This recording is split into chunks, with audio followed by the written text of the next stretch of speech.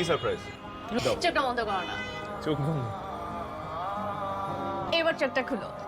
টান টানা। এটা আমার রঞ্জুই ঘড়ি পরবো। রঞ্জুই ঘড়িটা পরবে না। টপ করে তোমার জন্য একটা ঘড়ি নিয়ে আসে, তুমি এটা পরবা, বাস, আর কোনো কথাই নেই। এই ঘড়িটার দাম 5 লাখ টাকা পিও। তো মানে আমি নিতে পারবো না। তুমি বারবার দামটাই দেখতেছো, তুমি আমার ভালোবাসাটা দেখতেছো না। মানে আমার ভালোবাসার কোনো মূল্য নেই তোমার কাছে। আমি একটা শখ করে তোমাকে একটা জিনিস দিতে পারি না? আমি তোমাকে পছন্দ করে কিছু দিতে পারবো না, সেটা তুমি নিবা না? না তুমি এটা পরবা না? আমি এটা পরবো না।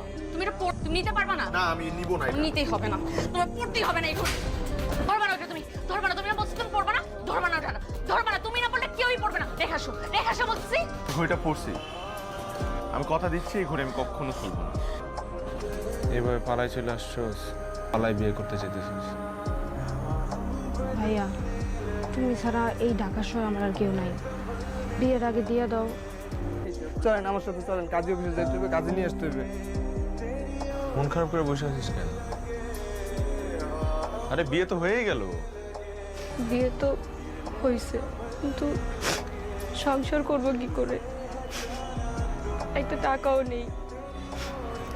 এই অচেনা শহরে আমরা দুজনে কি করব? ঘড়িটা রাখ। এই ঘড়িটার দাম প্রায় 5 লাখ টাকার মতো। এটা রাখ, এটা তোদের বিয়ের গিফট হিসেবে দিলাম। আমি তো ভাই হিসাবে তোদের বিয়েতে কিছু দিলাম না। এটা রাখ।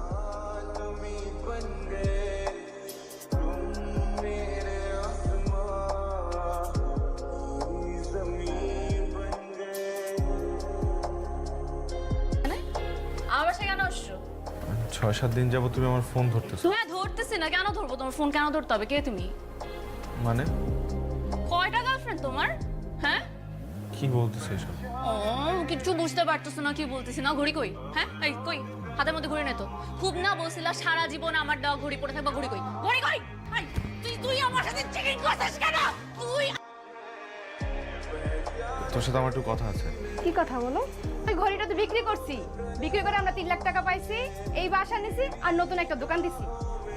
কার কাছে বিক্রি করছিস? ওইটা আমি একটা পরিস্থিতিতে পড়ে ঘড়িটা বিক্রি করে দিয়েছিলাম। ভাইয়া ঘড়িটা আমি ফেরত চাই। এই ঘড়িটা আমি 3.5 লাখ টাকা দিয়ে কিনেছি। ঠিক আছে, আপনি আমাকে 4 লাখ টাকা দিন, আমি আপনাকে ঘড়িটা দিয়ে দেবো। 4 লাখ টাকা? জি। ভাই তাহলে কিছুদিন সময় দেন, আমি আপনার কাছে টাকা নিয়ে আসবো। আপনাকে একটা কিডনি ডোনেট করতে হবে। ডোনেট করবেন, ঘড়ি আর টাকা নিয়ে বাসা চলে যাবেন। সিম্পল।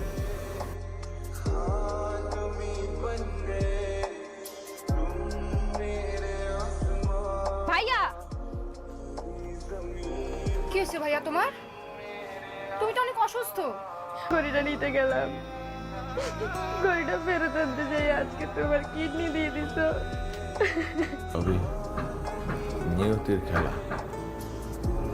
আমি যাব না, তুই যা। দিকে ঘড়িটা দিয়ে আয়।